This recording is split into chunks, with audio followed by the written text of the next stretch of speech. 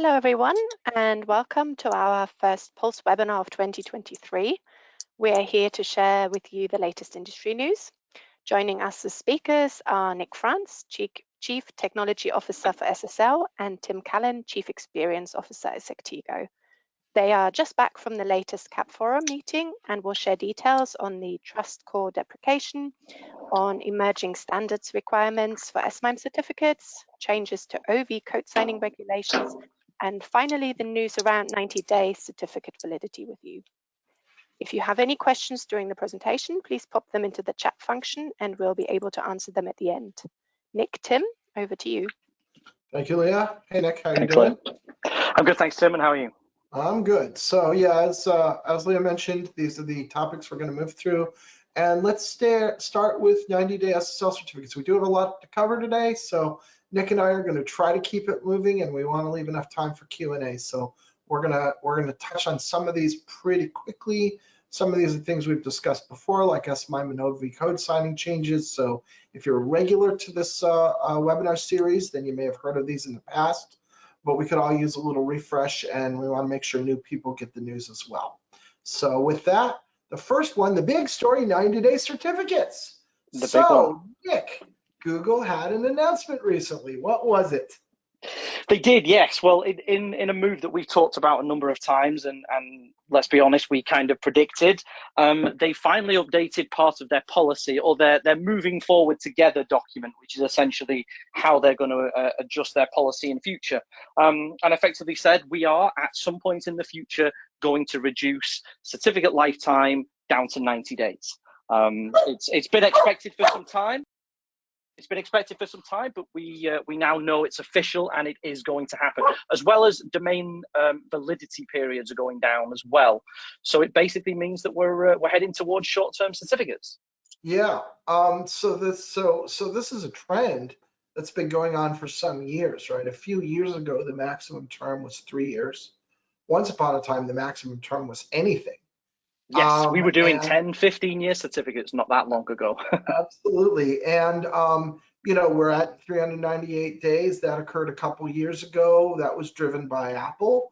And now this looks like Google is prepared to make the decision to move to 90 days. And one important here that's a subtlety, but it's worth understanding is, and I pulled the language out from there. At the top, there's a screen cap of just their website where they mention this, and I pulled out some of the language, but look at the top. In a future policy update or CA browser forum ballot.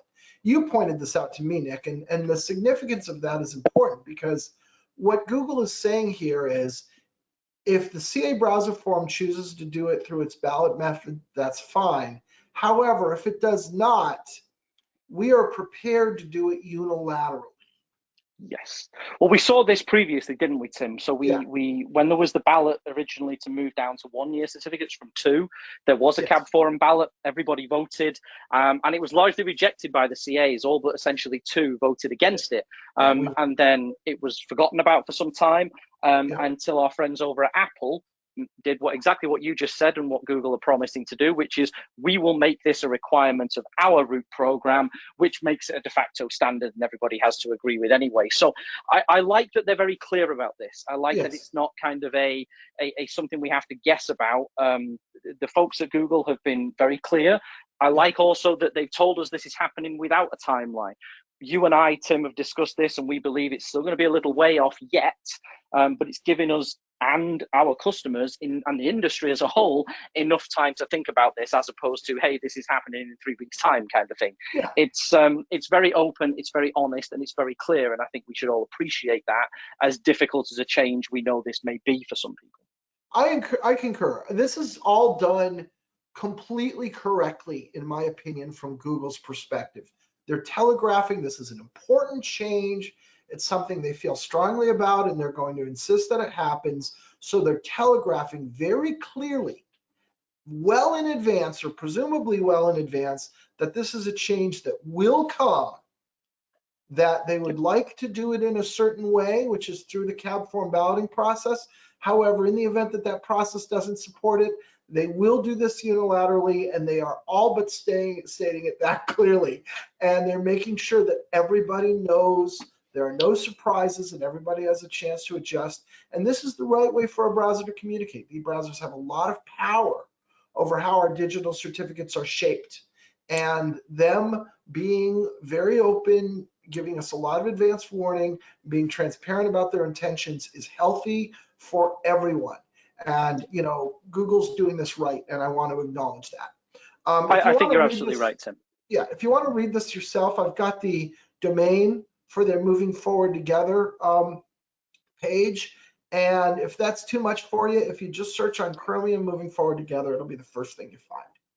So everybody can go read this. Google is announcing this for the whole public. This isn't insider information. This is something that they're putting out in front of the world. So this will come. Now, there will be implications about this, of course. The most obvious of which is that you can still manually manage your 90-day certificates if you want, but over time, that's going to become more and more burdensome and more error prone. And I think this is a topic that we're going to try to return to at the bottom of this webinar if we have time. Absolutely. I think the thing to note is 365 days or thereabouts down to 90. It's pretty much a fourfold increase, isn't it? So if you are doing something manual today, and something that you may have not in the too distant past been doing once every 3 or 4 years, you're now doing 4 times a year. Right. So your manual task just became 4 times harder to do. Yeah, in the last 3 years, you increased the frequency. You had to do this 12-fold. Yeah, which is a significant increase, because you've got to bear in mind as well, as we talked about, most people don't just have a small number of certificates. Most enterprises certainly don't have small numbers of certificates anymore. This isn't one certificate you have to deal with now 4 times a year. This is hundreds, thousands, tens of thousands or more. This is not a job that you can practically manually handle anymore, probably today, and certainly not in the future. Yeah, correct. I agree with that. All right, so probably more to come. This is very simple. So what are our recommended actions? Start prepping, right? Look at your processes. If you're doing, however you're doing these things, however you're managing your SSL certs now, start to ask yourself, what does this look like when this is happening every 90 days?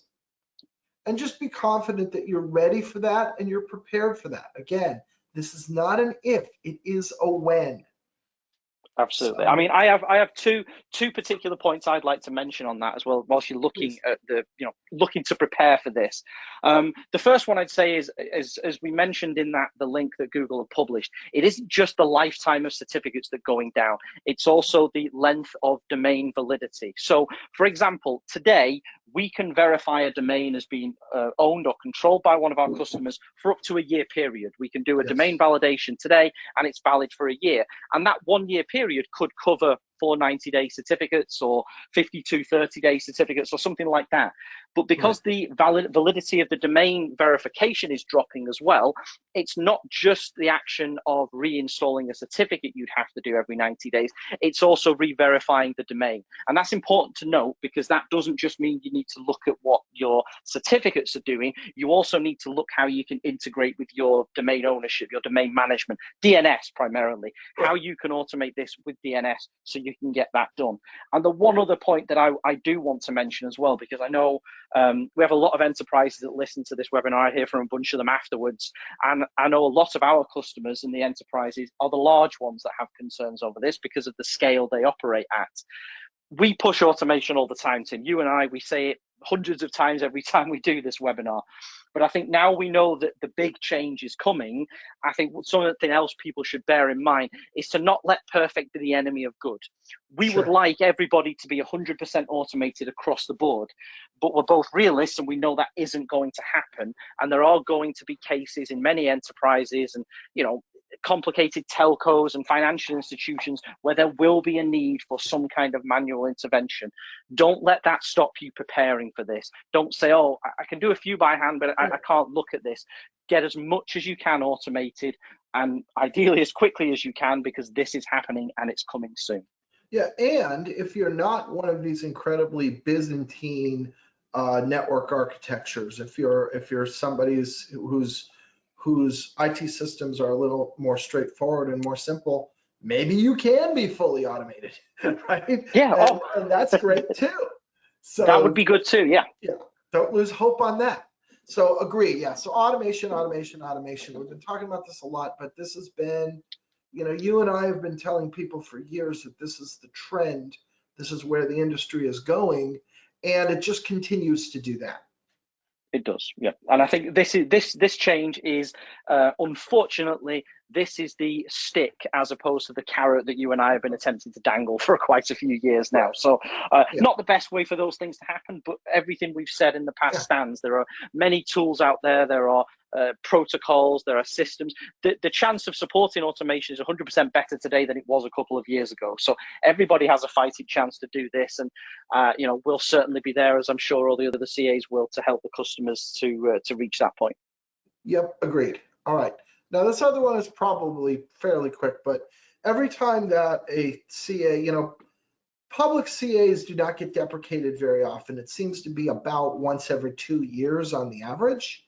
And so when it occurs, we always like to note it. And the latest deprecation that occurred in Q4 was for a company called TrustCore. So TrustCore was deprecated as a public CA by Microsoft and Mozilla.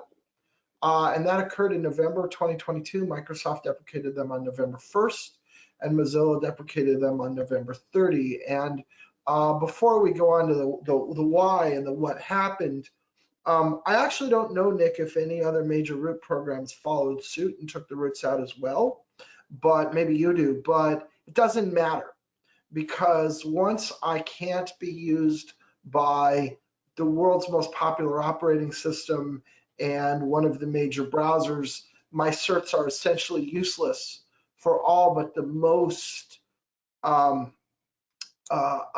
specific kind of use cases.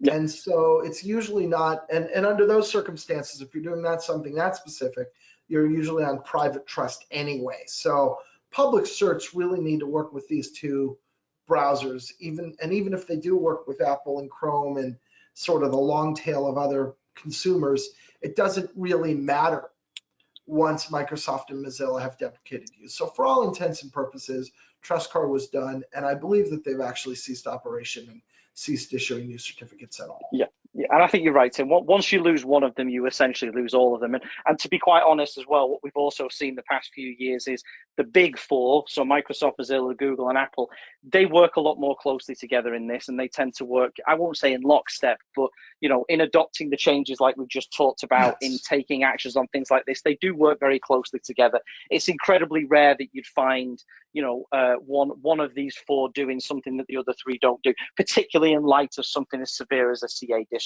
So I would imagine they've all done it by now. Yeah, and if they haven't, it's probably not relevant, but they probably have. So what went on? So the very short story on this was that TrustCore had close connections with many close connections with two of what I will call spyware companies. One is called Packet Forensics, and the other one is Measurement Systems. And the two of these really, Packet Forensic and Measurement Systems themselves seem to have essentially the same ownership and leadership, and seem to be just sort of two different operations and corporations from the same owners or group of owners. And Packet Forensics was in the business of selling spyware kits that could be built into apps. So I would take my app and I would distribute it, and people would use it on their phones, and it would harvest information from the phone and secretly exfiltrate it off to whoever owned the server behind that. And Measurement Systems was a similar thing. Measurement Systems had a service they called MessageSafe. It's MSGSAFE, which they claimed to be end-to-end encrypted email. But it wasn't end-to-end encrypted. It was encrypted, sent into their servers, unencrypted, and then re-encrypted going from their servers out to the other end, which meant that they could see all the email in the middle. And, both of these things, of course, are, what do I want to say? Opposite to the viewpoint of privacy on the internet.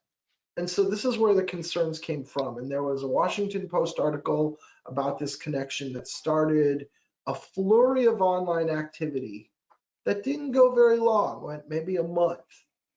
And at the end of that, it was determined by at least these two browsers that TrustCore was what do I want to say? I don't want to put words in their mouth, but was unresolvably compromised in its dedication to the idea of online privacy.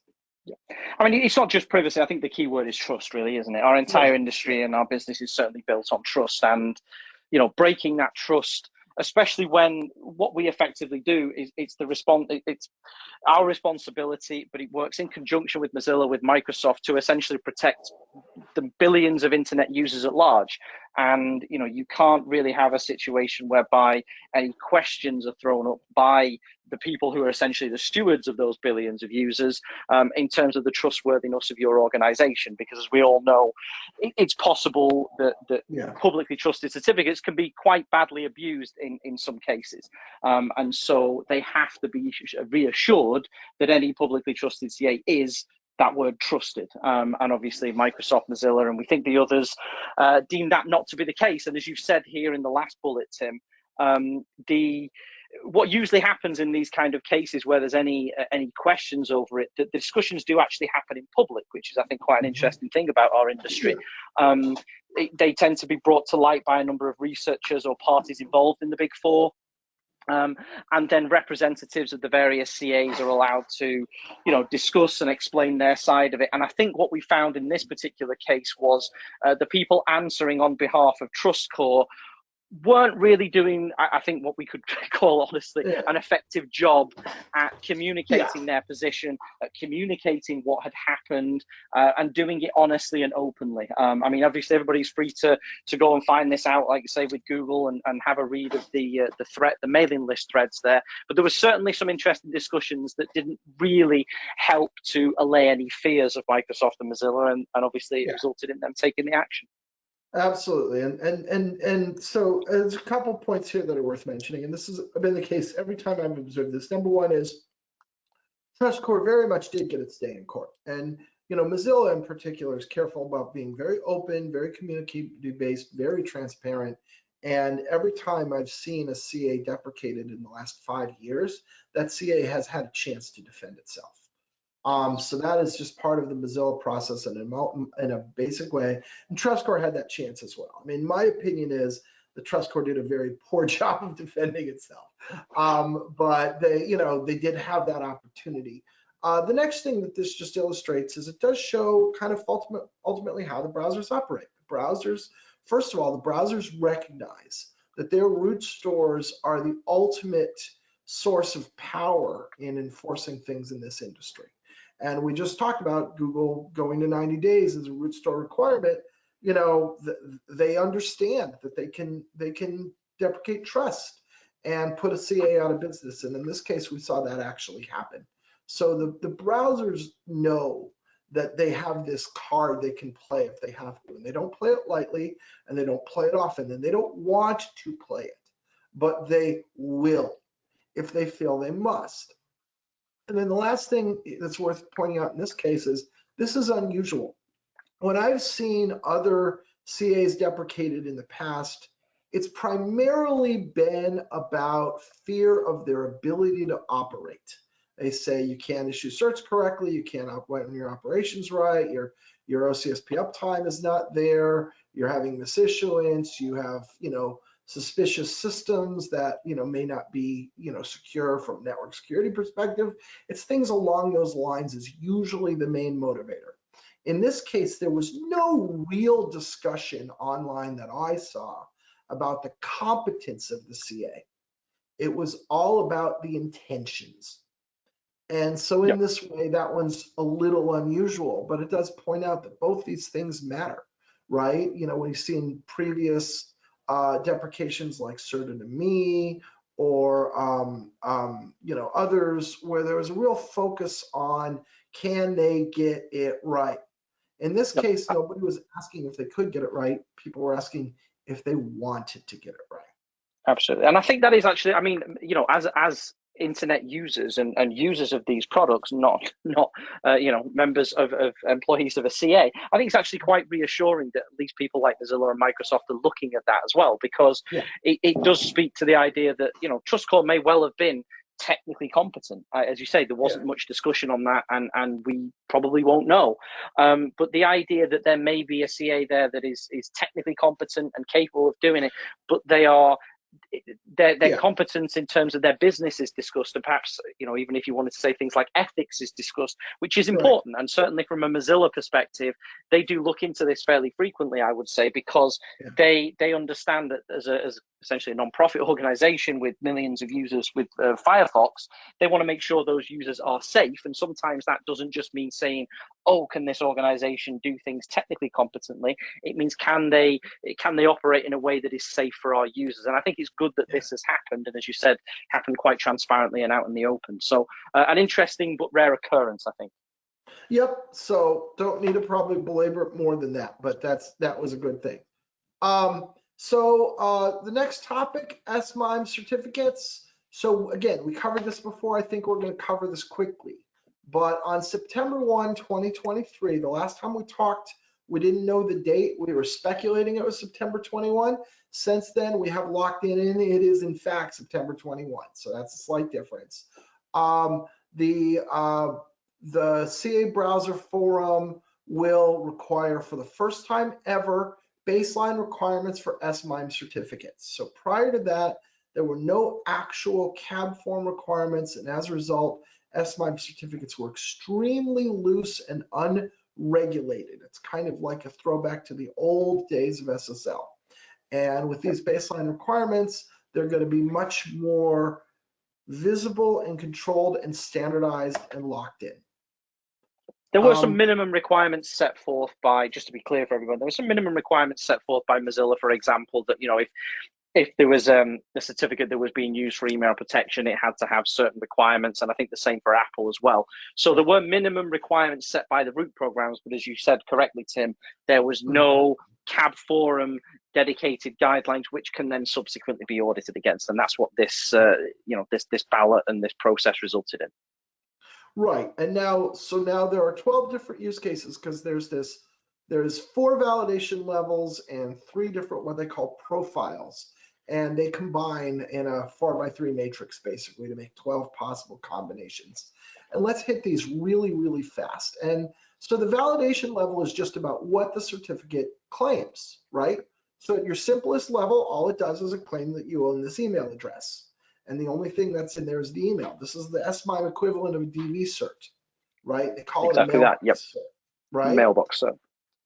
And then moving up, you have 2 more other things you can claim. You can either make a claim about an organization, right? This certificate is issued to Sectigo. And if it's only an organization, that's an organization cert. You can also make a claim about a human being. This certificate is issued to Nick France at Sectigo, in which case that's called sponsored because it's making a claim about an organization and a human. This is Nick France, and he's with Sectigo. And then the last one is you just get that human. So you could issue a cert to Nick France, but you don't say what organization it's for. And those are the 4 different levels of validation. All of those are available.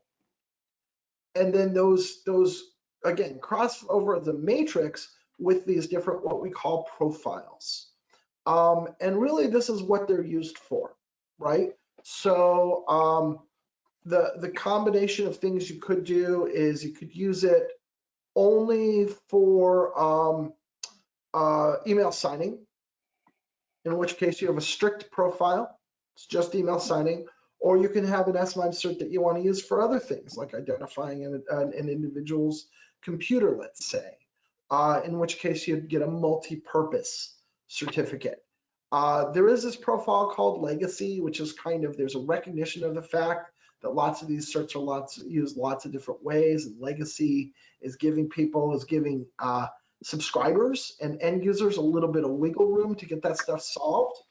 But we should expect the legacy profiles to go away.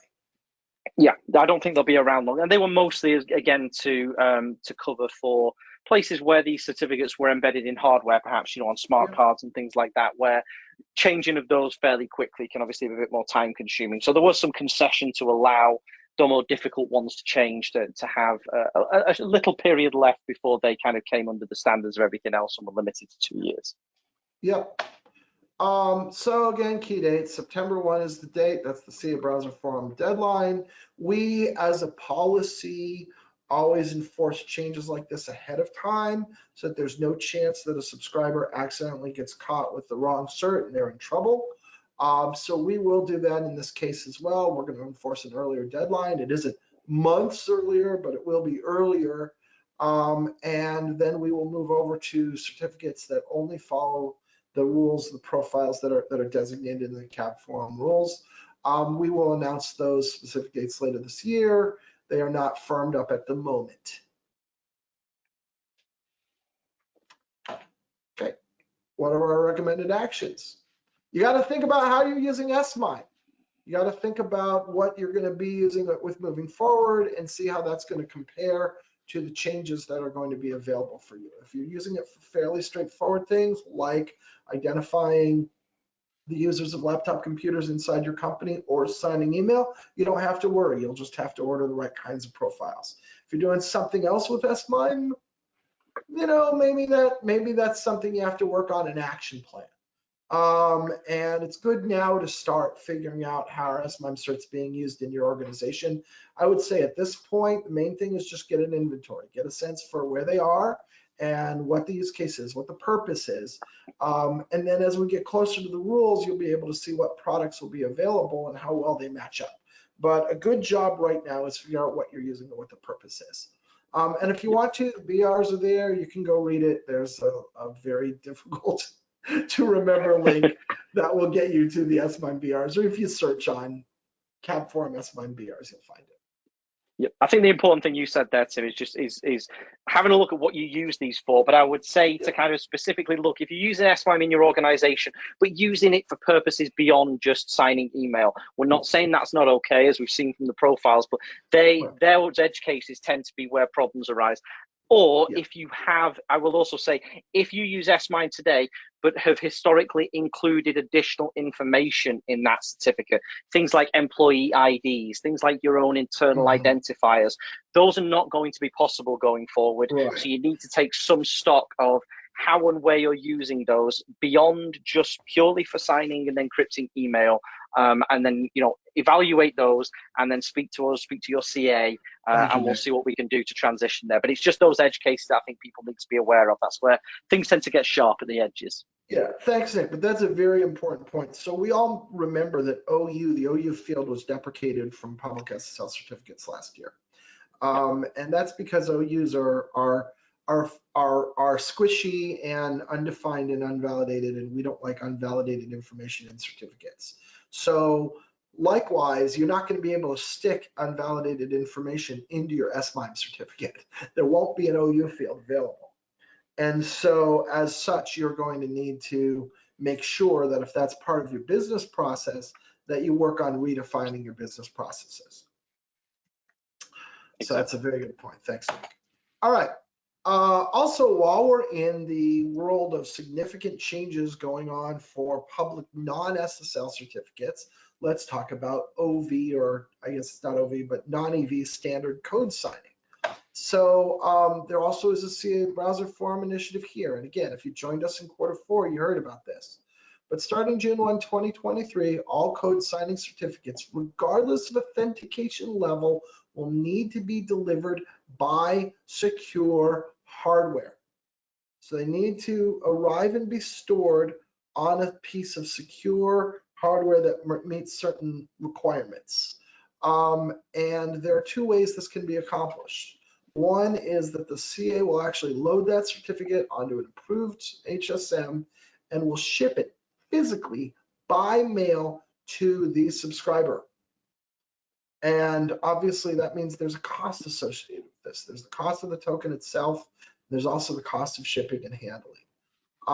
And the second option that is allowed technically, if it's feasible, programmatically feasible, is for the CA to transfer the certificate securely to compliant hardware that is in the subscriber's possession. And in order for that to work, it needs to be not only the right kind of FIPS compliant hardware, but it also needs to be hardware that supports what we call attestation, which is a method of ensuring that that's where the certificate was actually delivered.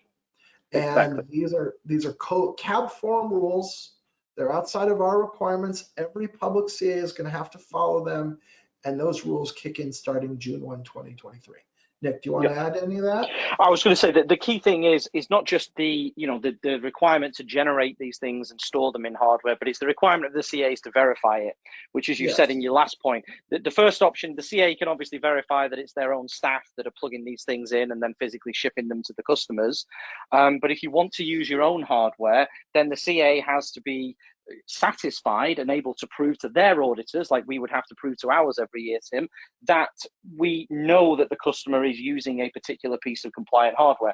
And as you mentioned, there's this feature called attestation. Unfortunately, it's not as widely supported as we'd like at this stage, but it's slowly getting there. But that gives us the ability for someone to plug in their own token, that maybe one they've acquired their own, through their own acquirement mechanisms and bought it from somebody or had it previously. They can plug that in, and as well as generating the keys in the compliant manner, it can also provide us this little proof, which is a cryptographic proof. It verifies most of the time, pretty much like a certificate, like we do millions of times a day.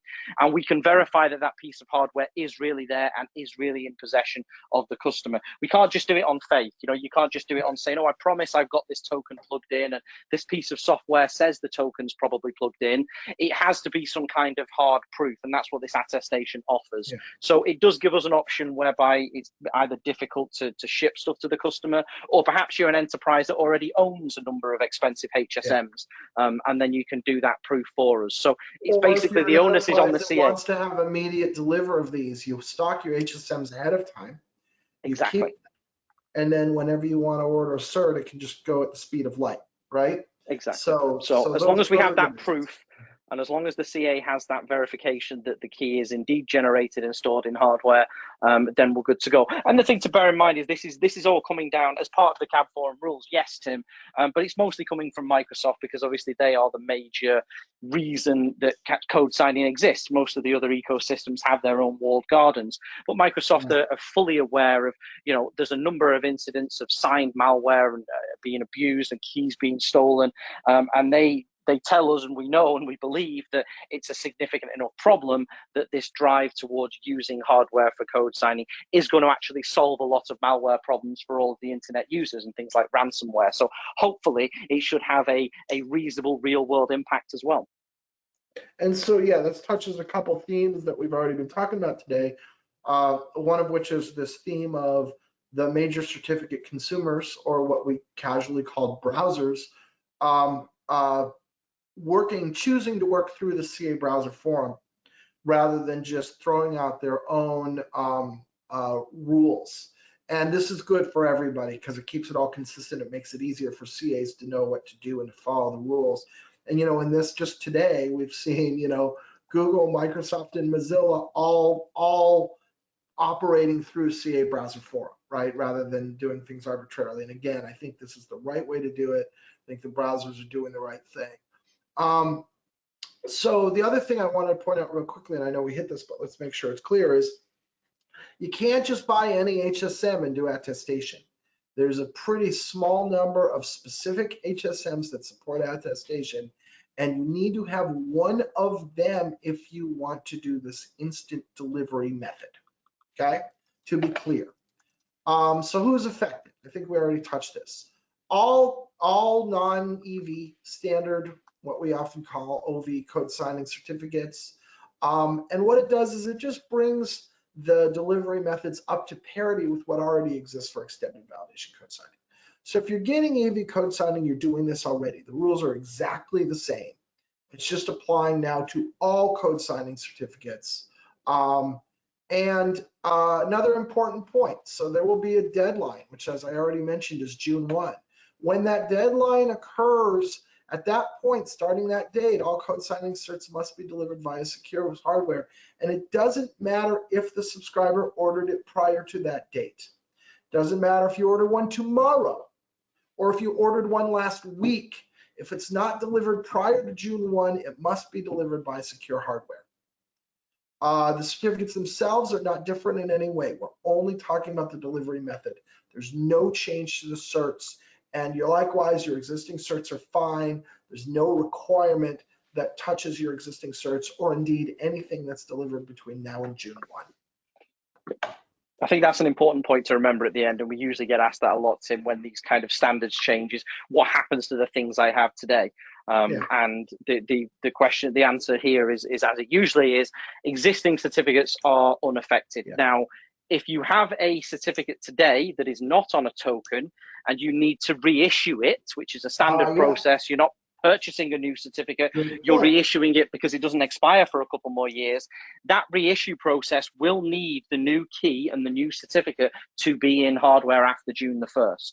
So that's an important thing to bear in mind, because just because you already got the certificate today, when you reissue it, that physically creates a new certificate, which has to be compliant with the new standards as of the time that is issued. So thankfully, code signing certs don't really get reissued too often, at least in my experience, compared to other product types. But it's certainly good to know that if you do have one today and it's in your possession, but you need to make a change to it, or you lose it and need it reissued in August, you're going to have that on hardware as well. So a good one to remember. Right, good one to remember. I agree. Thank you for bringing that up, Nick. So what are the key dates? So for Sectigo, we're setting out April 28th is our policy as the last date that we will allow you to order a standard code signing certificate without a token. So if you want to get your orders in, get them in by April 24th. If you know you're going to be need some new certificates starting in May, why don't you just go ahead and order them in April, right? And don't wait until the last day. That is the last day. As of the 25th, you won't be able to make that order. May 8th is the last day we are going to deliver a standard code signing certificate without a cert or without a token. So starting on the 9th, they are going to have to be delivered on tokens. And so that means not only do you need to get it ordered by the 24th, but validation requires, we can't do 100% of it. It does require some work to be done by the subscriber. And if you don't do that work and we slip past that date, then we're not going to have any choice. We will have to cancel your order and you'll have to reorder. And you'll have to reorder a cert with the token, which will include the price of the token and the handling. We will issue a coupon that will give you back the purchase price of the original cert, but you're going to have to reorder with the token. And of course, EV orders all require tokens, even starting today. So none of what I'm saying up above gets you off the hook with EV. When you get EV, you still have to get a token. Same as it ever was, that one, yes. Same as it ever was. And the reason that we lead these dates by a little bit is, again, it's just to ensure that no subscriber finds themselves in a pickle because something's supposed to be delivered too late and we're right up against the deadline and we can't deliver it without being non-compliant. So we build in a comfortable, healthy amount of time so that doesn't happen. And now there's one other thing that we've come up with recently enough that it's not on this, not on my slides, but we recognize, we've heard from the market that there are a lot of people that are interested in getting 3-year code signing certs prior to the 24th so they can be out ahead of this hardware requirement. And so we have a special offer where I don't have the details right in front of me, but it's easy to find on the Sectigo website. Go to sectigo.com, and if you're going to have code signing certs coming up, look at our special offer, and you have a chance to renew or buy your new Sectigo code signing cert for 3 years in advance of this requirement, and basically lock yourself in and avoid having to worry about that hardware token. So I want to highly recommend, if you're in the market for code signing, go look at that. It might make sense for you. So what are our recommended actions? So first of all, order early, order ahead of time, and look at the special offer. You might want to take advantage of that.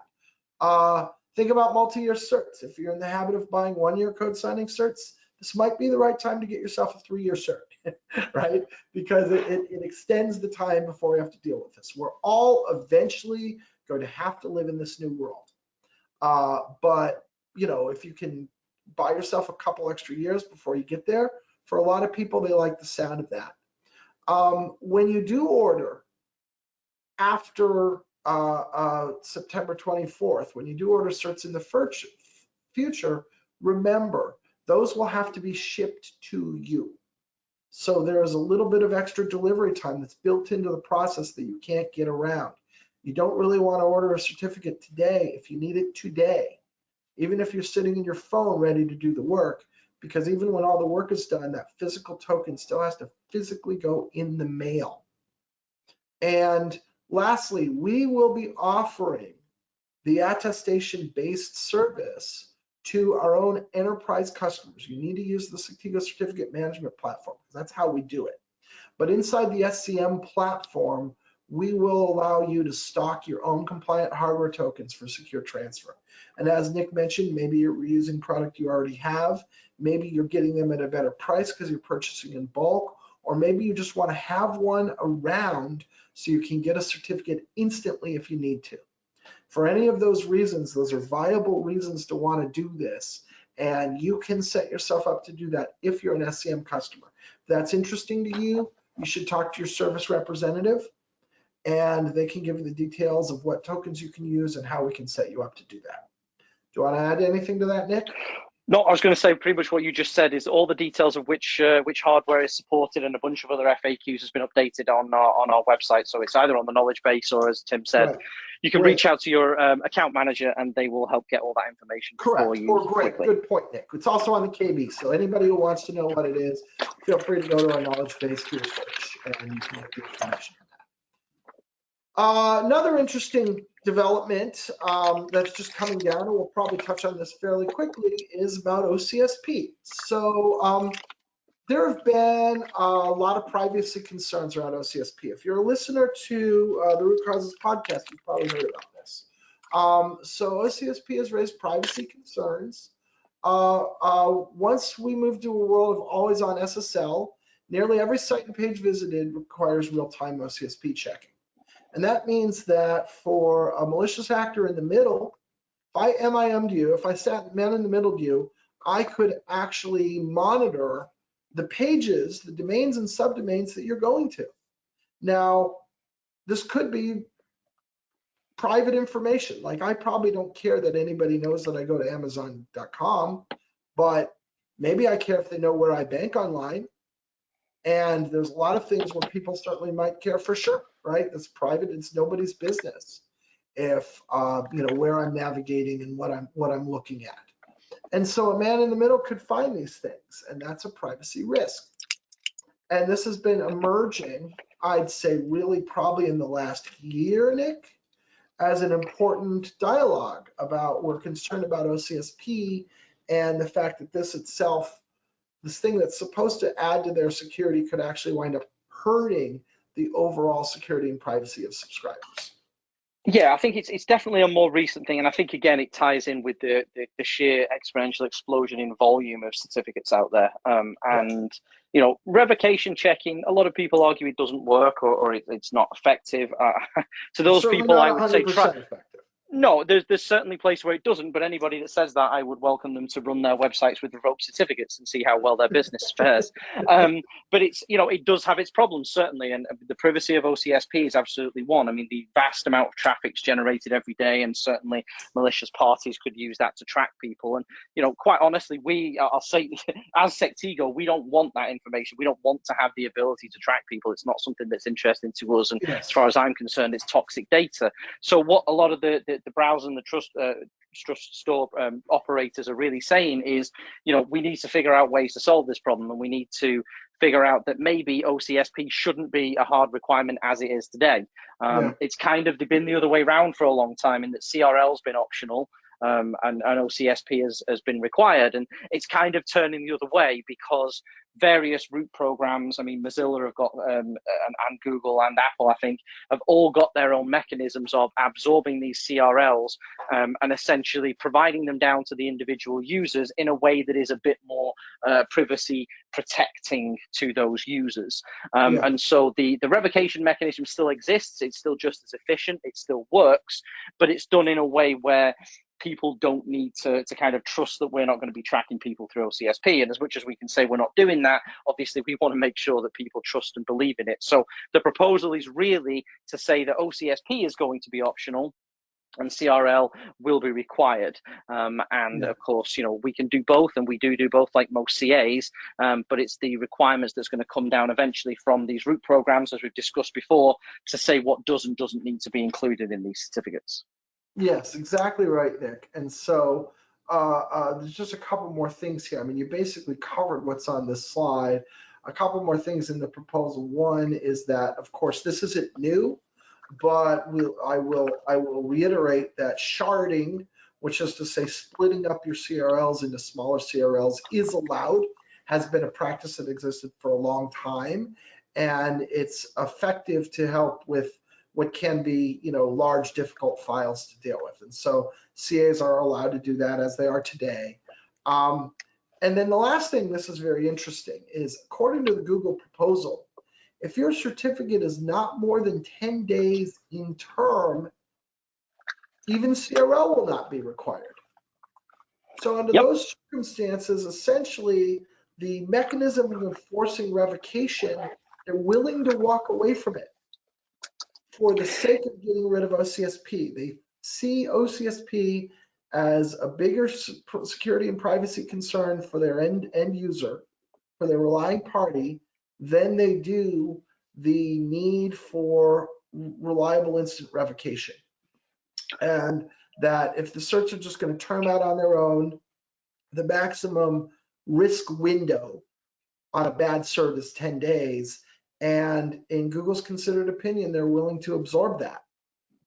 Well, that's the thing, isn't it? Is if a if a certificate is valid 10 days or even less, let's go 7, right. Let's go 3, the argument will be, where is the benefit in the action of revoking that when all clients, all browsers, regardless of whether they may be configured or not to check revocation or may not be able to access the OCSP server, for example, they all can compare 2 dates and go, this cert has expired, and reject it and present an error message. So the argument is, the shorter lifetime certs you get, you reduce your risk window incredibly, and if this cert is malicious, well, it's going to time out in a few days anyway. So it's again further encouragement of this shorter certificate lifetime as well. You'll notice, we're not going to go straight down from 1 year to 10 days. Certainly, I don't think in many cases, but it's certainly encouragement that short-term certificates are better, and we should be looking in that direction. And it makes you wonder if a day, not in the next few years, but if a day in the more distant future, if there is a 10-day maximum term on a cert, right? And there could well be. Could get to eventually. Again, not next year, but eventually. Absolutely. And so Google has been public with documentation on this, and they are again doing this the way they do it. They are telegraphing their interest in this particular area. This is a proposal. Google's been very straight. They intend to write a ballot and bring that ballot to the CA Browser Forum to make this change. Now this is one way where this really has to go through CA Browser Forum.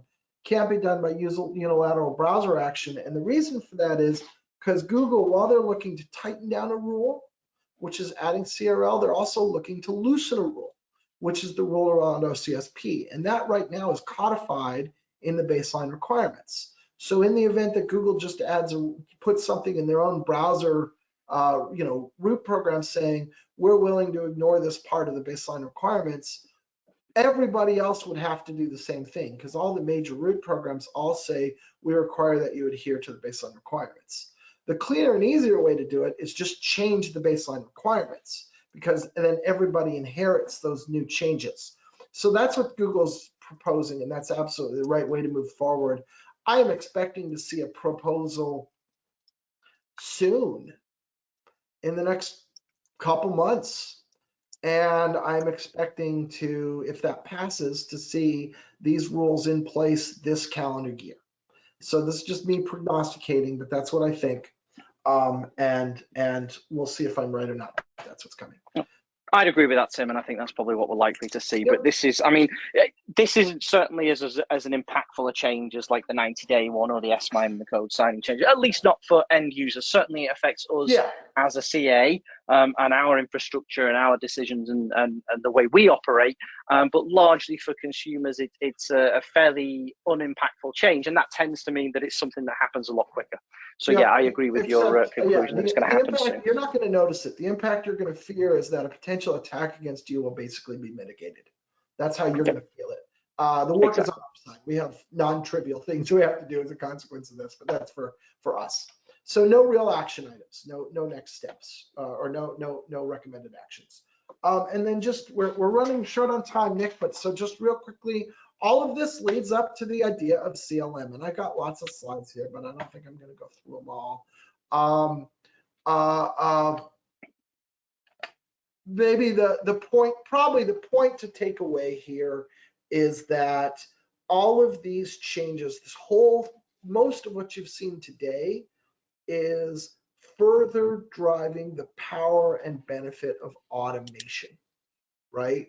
If you're an automated scenario, all of this gets easier. We're living in considerably more complex environments. They're getting more complex all the time. The number of certs goes up. The interwoven nature of our digital systems goes up. The stakes go up. The consequences of an outage goes up. The value of the data we're trying to secure goes up. And so every step of the way, we are seeing this trend toward automation. And maybe you and I can go in more detail on this in a future webinar, Nick. But I think that's probably the key takeaway, don't you think? Yeah, I agree. I think we should definitely cover it more because just the first change that we talked about, the big one that I'm sure there'll be some questions about in a minute. But everything else that we talked about, it's almost leading up to this point. These are all changes which our customers, the listeners, the people that use certificates have to adapt to. And we're looking at the volume of certs has been increasing over the past few years. The requirement to use certs everywhere has been increasing the past few years. And now we're potentially suggesting that the bulk of everybody's certificate volume is going to go up fourfold. That's become a management problem. And the M in CLM is certificate lifecycle management. It's a management problem now. And I think there needs to be a bit more awareness about tools that do exist to do this, primarily because, as we say hundreds of times every webinar, automation. You do need management tools around it. You do need your charts to send to your finance people, and your graphs to send to upper management and various other things, and your nice dashboard. But ultimately, you do need something that's capable of handling all of these problems and all these changes without causing you too many problems. And yeah, we'll get into that next time, I think, Tim, assuming there's no major changes between now and the next time we do this. I agree, and if there are, we'll cover those too. So just as I always say at the end of these sessions, if you like this conversation, I do co-host a security podcast called Root Causes. It has become very popular over the years. Jason Soroka, my co-host, and I most weeks put out 2 episodes, and you can hear us wherever you listen to podcasts. So Apple Podcasts, Spotify, SoundCloud, etc. Please come listen to us. We cover lots of topics like the ones you heard here today, and a lot of other things about PKI, certificate, cryptographies, online trust, blockchain, etc. So with that, Leah, I think we are ready for questions. Great, and we've had a lot of them today. One of the most popular questions is, can you have the recording? Yes, we'll share that very soon. And probably second most popular question was, when will the 90-day SSL requirement go into effect? Yeah, we don't exactly know. I'm going to speculate. And Nick, you can tell me if you disagree, because you and I haven't talked about this.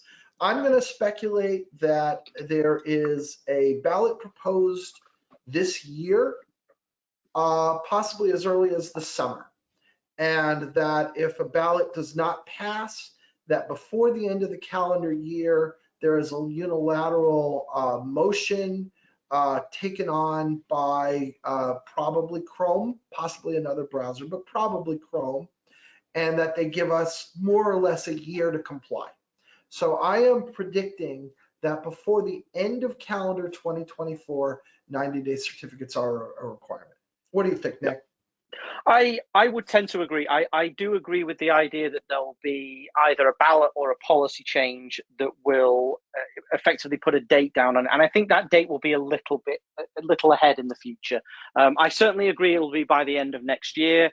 I don't know whether it could be sooner. And the reason I say that is not because I don't think anybody wants it sooner, but I think, having spoken to the people at Google who make these kind of decisions, and many people in the industry for a while, it is a goal that we all agree with. We as Sectigo, one of the few CAs that voted for the 1 year in the first place. It is better. It's categorically better for security, but we also know there's a lot of people out there that are going to struggle with this change, and it isn't necessarily for the lack of tools or the things that are offered. It simply requires organizational change, which we all know is difficult. And I think Google and others do recognize that. So I agree with you that we'll see a fixed date on it come in the next few months, but that date is probably likely to be a year or so out, so that it gives people a firm deadline in the kind of 12 to 18 month range from now, is what I'd say. So I think we both agree at the end of the day, we're definitely going to see it for the end of next year.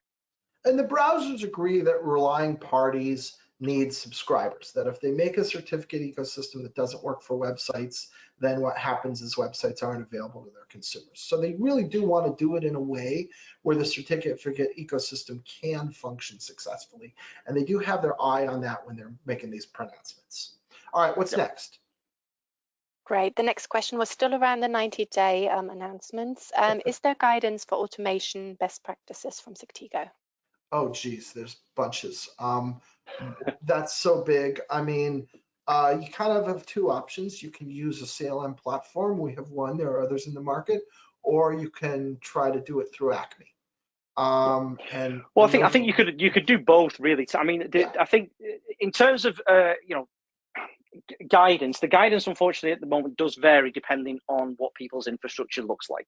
Okay, if you are an organization that is maybe not super technically focused, but you have a fleet of web servers running your website, then I would say, yeah, absolutely, go with Acme. There'll probably be an Acme plugin or an Acme client that will work. You can configure that and then essentially leave it, monitor it, but it'll go and run itself.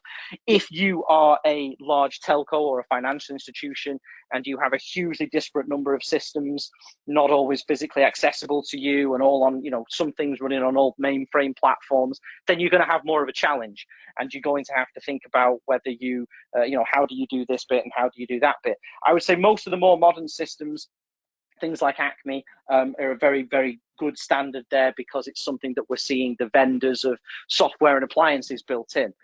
For some systems that, certainly we offer things called software agents, which is a piece of software you would install on your server or on your appliance, which would handle this getting, provisioning and renewing a certificate automatically for you.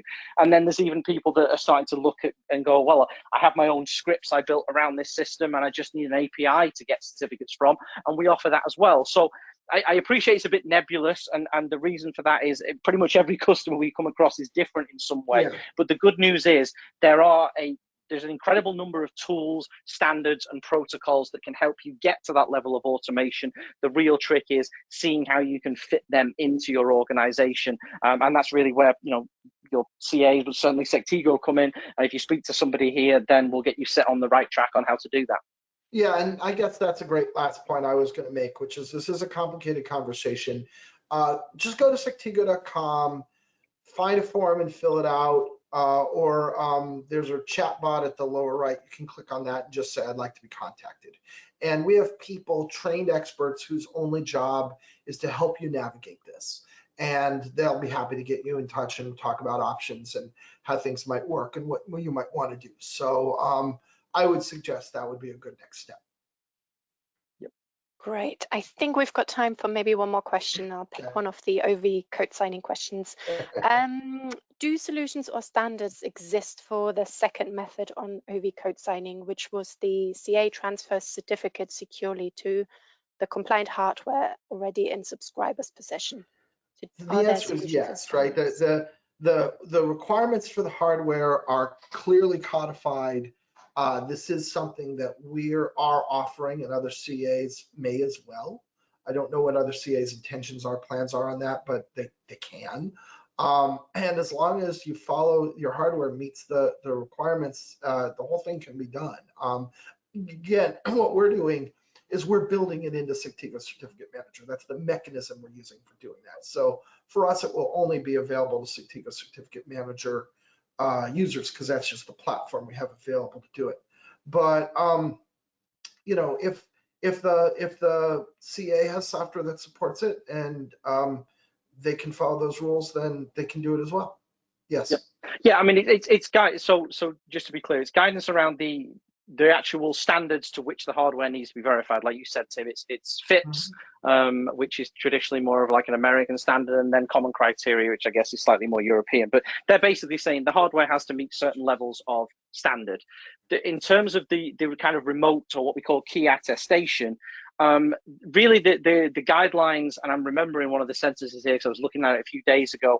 It basically says the subscriber has to produce a verification that can be verified by the CA back to the manufacturer. So this is the manufacturer of the hardware, and it's more commonly known as key attestation. And that's basically, so it's not defined, there is no technical standard for key attestation. In my experience, I will say that of the number of manufacturers that we've worked with, quite a few of them do it a different way. There's one standard that that Marvell and Liquid Security use. There's one standard that Yubico use, and there's one standard Thales and SafeNet use. They're not, unfortunately, entirely similar. It would be nice. I believe there is some work in one of the standards bodies to try and standardize that process, but really it's done differently by each manufacturer. And what that boils down to is we as Sectigo have a small number of hardware devices that we support. We are open to expanding that number. Obviously, it's got the caveats of it has to be a piece of hardware that is the relevant compliant standard. It has to be a piece of hardware that provides attestation, and that attestation methods has to be documented to us because we need to put our developers on it to build build the verifier in the back end so that we can do that. And we've chosen the small number of hardware that we believe is popular with our customers and available in that sense. So I guess to answer the question, there isn't really a well-defined standard on how to do it, but we are following the guidelines and we are following the practices that are put by the HSM vendors that are out there, and we are open to expanding that if any of our customers or users wish to bring us some alternatives that we can investigate. Great, thank you. We had so many great questions today. I think we'll come back to you all one by one afterwards. In the interest of time, I think we're going to stop here. Thank you everyone for your time. If you have any more questions, do get in touch with us.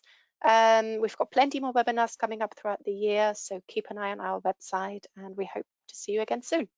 Excellent. Thank you, Nick. Thank you, Leah. Thanks, Tim. Thanks, Leah. Thanks, everybody.